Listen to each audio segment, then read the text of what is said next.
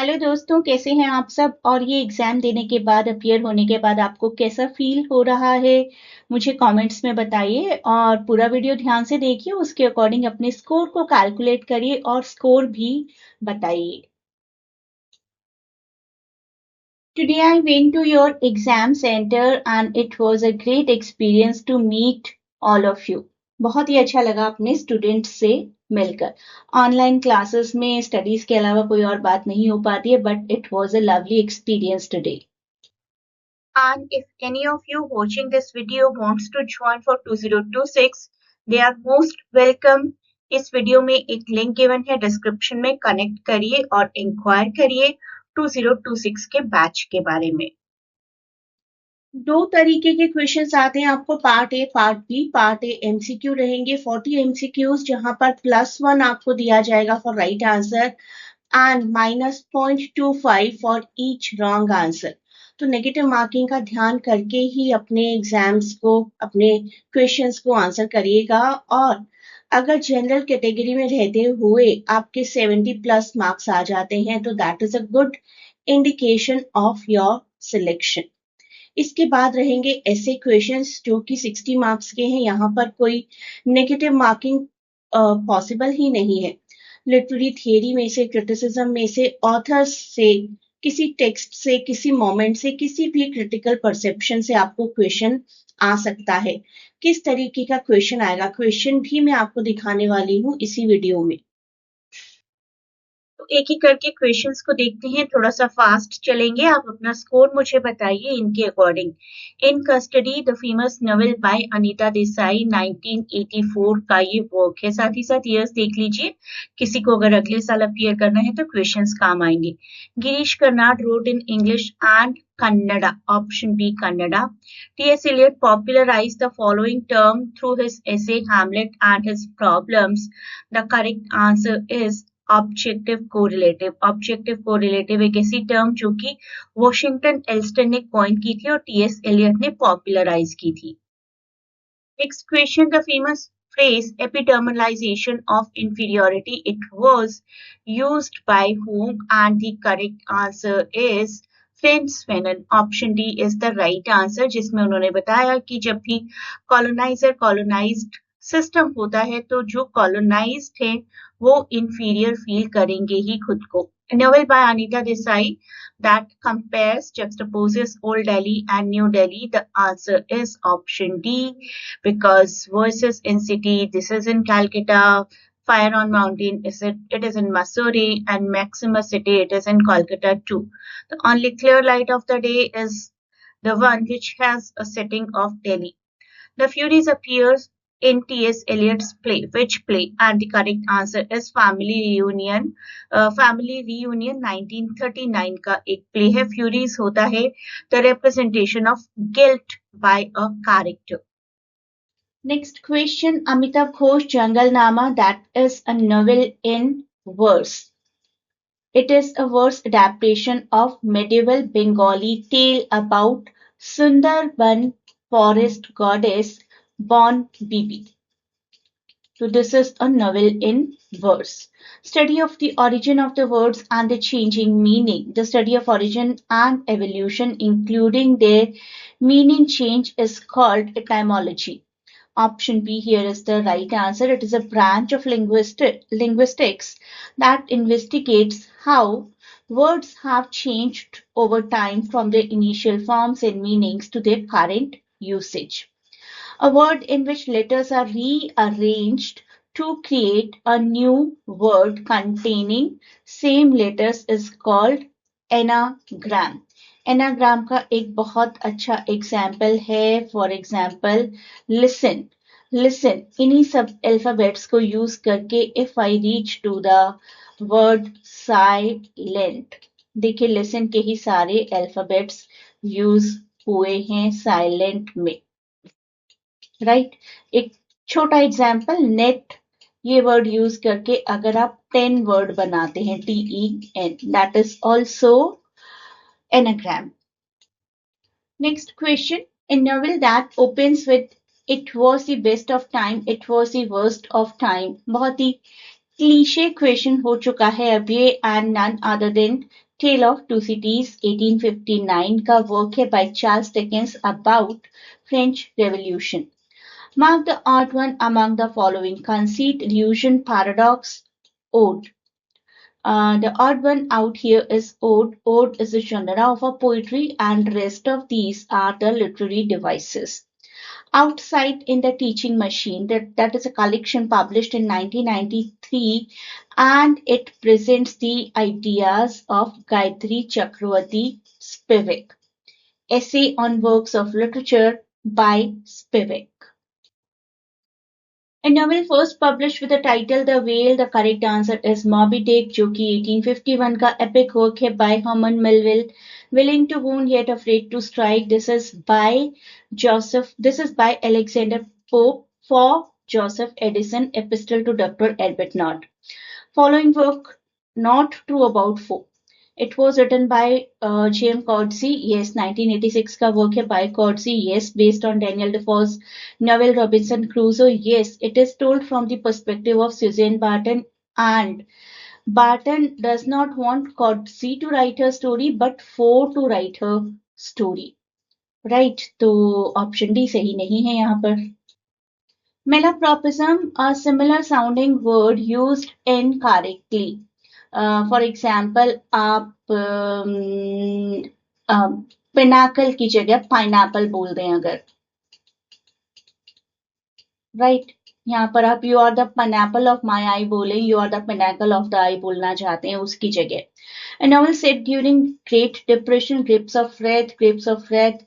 John Steinbeck का 1939 का बहुत पॉपुलर वर्क है, shows the harsh realities of Great Depression. Agra Bazar, very popular Indian play by Habib Tanvir, 1954 का musical masterpiece है ये. नेक्स्ट क्वेश्चन में सही आंसर आप डिटेल में देख लीजिए एक बार पॉज करके. सही आंसर मैं आपको बताने वाली हूँ. That is option C.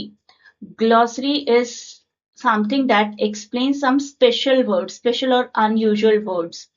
And encyclopedia, multi-volume compilation of knowledge. So encyclopedia gives comprehensive information on subject. Thesaurus, alphabetically covering the range of wide subjects. And lexicon, a list of words from A to Z. So lexicon basically becomes a dictionary. So option C here is the right answer. Aeschylus wrote his famous plays in the language Greek, who was the contemporary of William Shakespeare. None other than John Webster. John Webster जिन्होंने English tragedies White Devil और Duchess of Malfi लिखे हैं. Almost contemporary थे. 1578 he was born and 1632 he did die, and Shakespeare died in 1616. So contemporary. John Milton का 1644 का work है एरियोपेजिटिका, जो कि बात करता है फ्रीडम ऑफ प्रेस की. नियोलॉजिज्म में न्यूली कॉइन्ड वर्ड्स को, एक्सप्रेशंस को, फ्रेज को डिस्कस किया जाता है. The novel whose portrayal of Africa led Chinua Achebe to call Conrad a bloody racist. The correct answer is Heart of Darkness. One reason that Heart of Darkness has been criticized as racist is because the way Joseph Conrad portrays natives as stupid. Natives तो बिल्कुल stupid है, उन्हें किसी भी तरीके से टेम किया जा सकता है. Option B, Heart of Darkness. Next question. Riders to the Sea is a famous play by J.M. Sunch. Very popular play by Irish writer J.M. Sunch. 1904 का ये play है. The writer famous for translating Rahim's verses into English is none other than Arvind Krishna Mehrotra. उनका काफी popular collection है ये book. Identify the odd one: trochee, spondy, villanelle, and anapest. It is villanelle. Rest of these are meters. Meters which are made up of syllables. जैसे हमारा iambic meter है, उसी तरीके से trochee, spondy और anapest भी meter है. Villanelle is a type of poetry. Next question. The following is not true about soliloquy. Technically अगर मैं बात करूं तो सोलिलोक्वी और मोनोलॉग अलग अलग चीजें होती हैं, बट यहाँ पर उससे भी अच्छा एक ऑप्शन लग रहा है कि सोलिलोक्वी में ये तो बिल्कुल भी नहीं होता है कि एक character speaks to another character in the corner of the stage unheard by other characters, तो ऐसा नहीं है। सोलिलोक्वी होता है एक कैरेक्टर डायरेक्टली अपनी इनर मोस्ट फीलिंग्स को ऑडियंस के साथ शेयर कर रहे होते हैं। Character speaks to himself unheard by other characters, ये भी होता है। और ये पक्का नहीं होता है, बट टेक्निकली थोड़ा सा डिफरेंट होता है मोनोलॉग से, but somehow may be internal monologue की कैटेगरी में सोलिलोक्वी आ सकता है, तो benefit of doubt can be given to option D and option C is the right answer. Next देखते हैं liquid modernity, that is by option 3, Zygmunt Bauman, and globalectics, that is by Gugi Wo Thiong'o, and rhizome, that is by Deleuze and Guattari, and discourse is by Michel Foucault। तो हमारा right answer बन जाता है option C. Author of Urdu novel Aag ka Darya, correct answer option A Qurratulain Hyder. Aag ka Darya landmark historical Urdu language work है। Arrange the following events in chronological order, सभी students को बहुत अच्छे से मैंने ईयर्स लर्न करवाए हैं हमेशा। 1667, 1616, 1611 एंड 1660। तो सबसे पहले आना चाहिए ऑप्शन 3। ऑप्शन 3 देखिए कहाँ कहाँ पर सबसे पहले इसमें ऑप्शन ए में, ऑप्शन सी में। उसके बाद आना चाहिए शेक्सपियर जी की डेथ, तो दैट इज 2। उसके बाद yes restoration of Charles two 1660, और सबसे बाद में Paradise Lost. Option C is the right answer for sure. Well known writer M T Vasudevan Nair, जो कि जिनका डिमाइस हुआ था 2024 में, किस लिए पॉपुलर है? मलयालम novels के लिए। Next question, the following is not true about Amitav Ghosh's novel Shadow Lines. The novel deals with the theme of India's partition. Yes, सही बात है। त्रिदेव काफी पॉपुलर कैरेक्टर हैं, सबसे मेन कैरेक्टर्स हैं। The novel takes place in Calcutta and London. Yes. फकीर, Zakaria and Piyali, ये characters हैं घोष की ही नॉवेल द हंग्री टाइड के, not of shadow lines. Option D is the right one. Famous writer for writing Gothic novel Mary Shelley, उनका 1818 का बहुत popular work है Frankenstein. As you like it का major part forest of Arden में है। Question number 35 option A. और Elia सिडोनिम use किया था चार्ल्स लैम ने अपने एसेज में।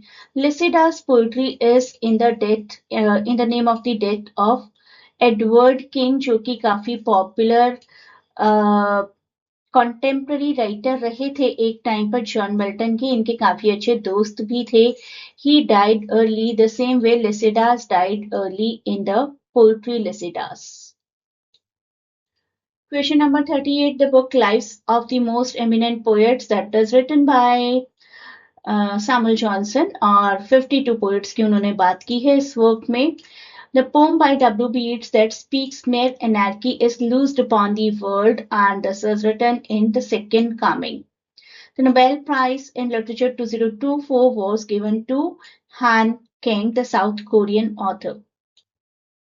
तो ये हम कर चुके हैं ऑब्जेक्टिव पार्ट। अब आप लोग मुझे बताइए आपका स्कोर क्या है नेगेटिव मार्किंग को इंक्लूड करके, -0.25 आपके पर रॉन्ग क्वेश्चन, उनको कैलकुलेट करते हुए मुझे अपना स्कोर बताइए। And if you are scoring above 70% as I told you, तो आपके अच्छे चांस है इस एग्जाम में क्लियर करने के without any reservation.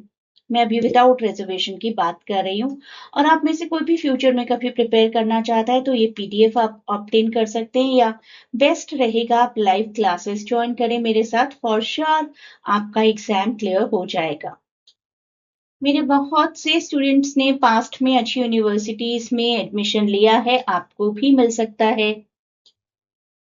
You need to send a query at this link, यही सेम लिंक आपको डिस्क्रिप्शन में भी मिलेगा। अब गुड लक फॉर एग्जाम्स कहने की जरूरत नहीं है, good luck for your results कहने की जरूरत है। लेकिन फिर भी अगर आप में से कोई लखनऊ, उड़ीसा, इलाहाबाद यूनिवर्सिटी के लिए अपियर कर रहा है तो उनके एग्जाम्स अभी भी बचे हैं, उनके लिए गुड लक फॉर एग्जाम्स।